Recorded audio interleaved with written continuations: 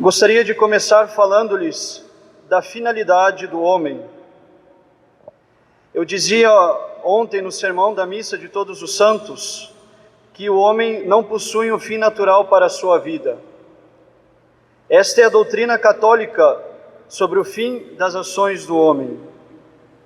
O homem poderia ter sido criado numa condição simplesmente natural, sem a graça, mas também sem o pecado.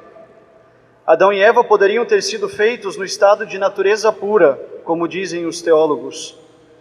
Entretanto, este estado de natureza pura nunca existiu, pois quando Deus criou Adão e Eva, neste mesmo instante, infundiu a graça em suas almas e os fez, desde o início, participantes da sua vida. A graça não é devida à nossa natureza, mas ela sempre fez parte dos desígnios do Criador, que nunca quis que vivêssemos somente para este mundo, mas que fôssemos feitos para ir para o céu. O nosso fim sobrenatural nos foi dado por Deus quando infundiu a graça na alma do homem, e desde este momento o fim do homem é um fim sobrenatural. A vida natural do homem também tem um fim, que é a contemplação da verdade, por causa da condição intelectual do homem. Mas por causa da vontade do Criador, nosso fim último e absoluto é sobrenatural, a bem-aventurança eterna.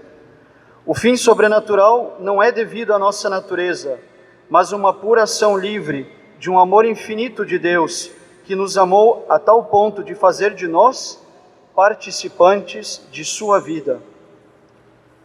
A nossa natureza não pode por ela mesma chegar a este fim sobrenatural. Ela necessita da graça de Deus e depende em tudo dela. Com isto, o Padre quer reafirmar a verdade fundamental de nossa vida católica.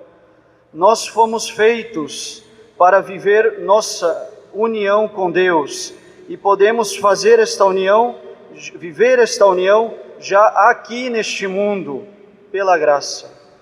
Por isso, repito e repetirei sempre, em cada sermão que for possível, nós podemos começar a viver aqui e agora a vida eterna com Deus, a união definitiva entre nossas almas e Deus. Nosso Senhor Jesus Cristo derramou até a última gota de seu precioso sangue no altar da cruz, para que as nossas almas pudessem ser unidas a Deus, não somente depois da morte, mas aqui e agora. Fomos feitos para o céu, meus amigos, e nesta terra estamos de passagem. Somos passageiros e tudo vai passar. Deixaremos aqui, só Deus sabe, o dia e a hora, tudo aquilo que nós temos. Roupas, carro, casa, dinheiro, amigo, familiares e até mesmo os nossos ossos. Por uns tempos, as pessoas ainda se lembrarão de nós, mas passados uns dias, o luto acabará. Não estaremos na memória de mais ninguém. Vaidade das vaidades, tudo é vaidade. O mundo passará, nossa vida terrestre passará, e só terá valido a pena se tiver servido para nos fazer unidos a Deus neste mundo. A liturgia católica é belíssima, e um detalhe da antiga missa da coroação do Santo Padre, o Papa, sempre impressionou os corações católicos. A liturgia da coroação do Papa se dava assim, antes da reforma de Paulo VI. O Papa era conduzido no alto da sede gestatória, carregado sobre os ombros de alguns homens. Na frente dele seguia o colégio de cardeais, envolto em suas batinas vermelhas de seda, com suas capas manhas dobradas, em sinal de submissão ao soberano pontífice. Era um cortejo real, triunfante, esplendoroso de se ver. O povo ladeava a procissão do Papa, que estava ele vestido de ouro, de seda, de prata e tudo o que se pode usar para o culto divino e para manifestar a dignidade do príncipe dos apóstolos. Este cortejo se dirigia ao altar da Basílica Vaticana, onde o Papa celebraria, em muito maior glória, sua missa de coroação. Coisa curiosa acontecia antes disso. O cortejo papal era parado 3 vezes. Em cada uma destas vezes, um diácono se aproximava do Papa, segurando um bastão na mão. No alto do bastão, um tecido de ouro e seda queimava, pegava fogo. E gritava o diácono, que é o mais humilde dentre os participantes do sacramento da ordem: Sancte Pater, sic transit gloria mundi. Santo Padre, assim passa a glória do mundo. Fazia isto para o vigário de Cristo lembrar de que este mundo passa e que um dia, mesmo o Papa, terá de deixar as magnificências da sua liturgia para comparecer diante de seu chefe, nosso Senhor Jesus Cristo. Era exatamente isso o que eu vos queria dizer hoje, meus caros amigos. As glórias deste mundo passarão. Tudo o que vocês pensam ser importante vai passar. Daqui a alguns anos, meses, dias, horas ou segundos, alguns aqui já não existirão mais. Tudo ficará. E nossa vida só terá valido a pena se tiver sido vivida com Deus. Repito, a finalidade de nossa vida é nossa união com Deus. O quanto antes começarmos, mais cedo nossa vida terá sentido. Não é isso que o padre vai cantar no prefácio logo mais? Tu enim fidelibus Domine, vita mutatur, non tolitur. Aos teus fiéis, Senhor, a vida é mudada e não retirada. Meus caros amigos, nós já morremos no dia do nosso batismo. Sepultamos em nós o homem velho e devemos viver a vida da graça, viver nossa união com Deus. A única coisa que quebra a união com Deus é o nosso pecado. Devemos odiar o pecado, fugir dele. Ele retira a graça de nossa alma e impede que possamos viver a vida com Deus. Quem morre sem a graça não pode ir para o céu. Não porque Deus não é forte, mas porque Ele não age na contrariedade. Ele morreu na cruz para que tivéssemos a vida eterna agora. Quem quiser ir para o céu precisa começar a viver em união com Deus agora. E por quê? Porque Deus não nos obriga a amá-lo e a unirmos-nos com Ele. A caridade dele nos impele, é verdade. Seu amor por nós é imenso, é verdade. Nossa vida só tem sentido com Ele, é verdade. Mas tudo isso depende da nossa colaboração e correspondência. Muita gente vive no dito jeitinho brasileiro. Conversão agora? Não, deixa para mais tarde. Mudar de vida agora? Não, deixa para mais tarde. E quem disse que o mais tarde existirá? Quem disse que teremos vontade de nos converter mais para frente? Quem disse que terei tempo de fazer o que devo para mudar de vida na hora da morte? E assim, trocamos o céu por uma noitada na balada, por uma vida no adultério, por um relacionamento ruim, por uma pesquisa na internet, por coisas tão sujas e baixas.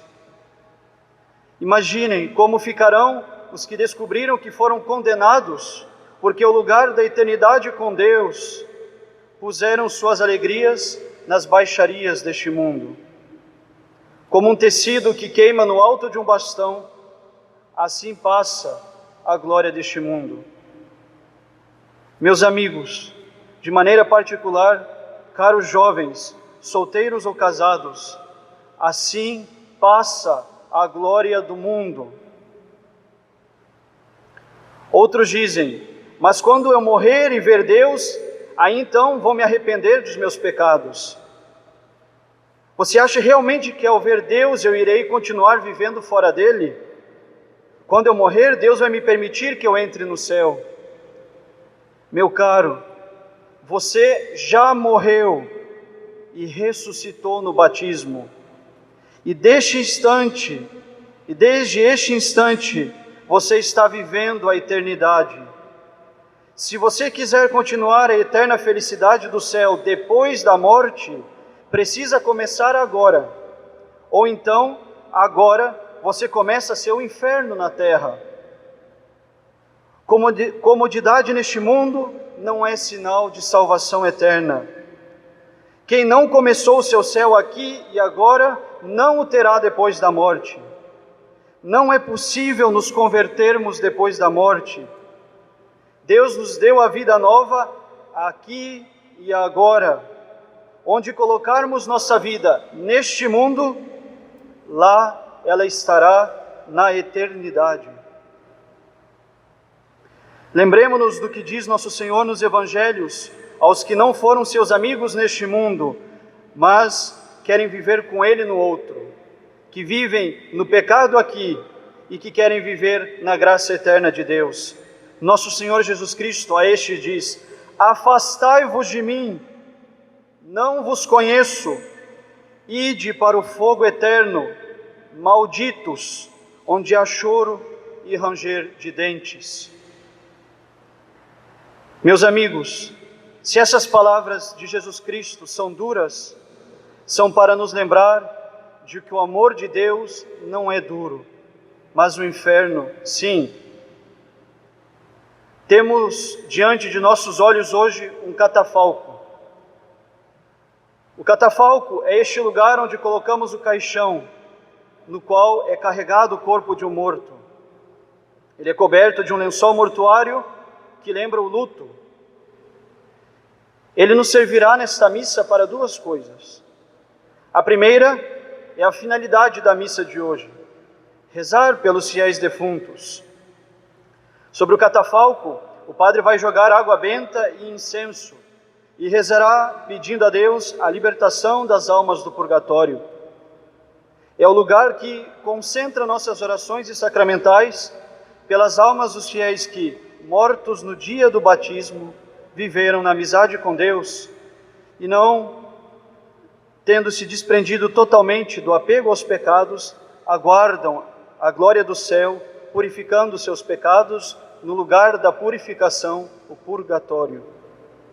É um grande ato de caridade rezar pelos nossos mortos.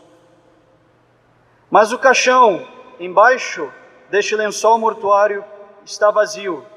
E este caixão vazio nos ensina algo: que certamente as almas dos fiéis do purgatório nos gostariam de dizer hoje, neste dia: Odie mihi, cras tibi. Hoje para mim, amanhã para ti. Sim, meus caros amigos, este caixão vazio nos lembra o lugar que nós mesmos ocuparemos um dia, que não está talvez muito longe. Lembra que a morte virá nos chamar e neste momento nós não levaremos nada. Não teremos desculpas nenhuma, não conseguiremos atrasar nem um segundo. Quando a morte chegar, não há quem não vá. O que os nossos defuntos são nos cemitérios, nós seremos logo mais. Prestemos muita atenção em nossas vidas de hoje em diante. Busquemos viver a união com Deus, sejamos amigos de Deus. E como é que se é amigo de Deus? Pelos sacramentos, pela oração e pela boa conduta. Sejamos amigos de Deus, não por medo da morte eterna, mas por resposta livre a um Deus que morreu na cruz por nós, para que nós não morrêssemos eternamente. O dia de hoje tem um ar grave. Respeitemos este dia.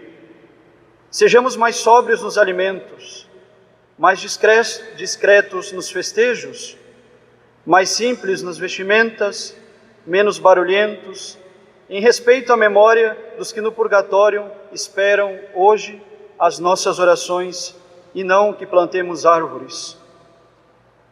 Este dia tem um ar mais grave, pois nos retira do nosso cotidiano e amizade rotineira com Deus e nos põe diante da verdade suprema de todo homem. A morte física chegará para todos, que a morte da alma não nos encontre jamais. Em nome do Pai, do Filho e do Espírito Santo. Amém.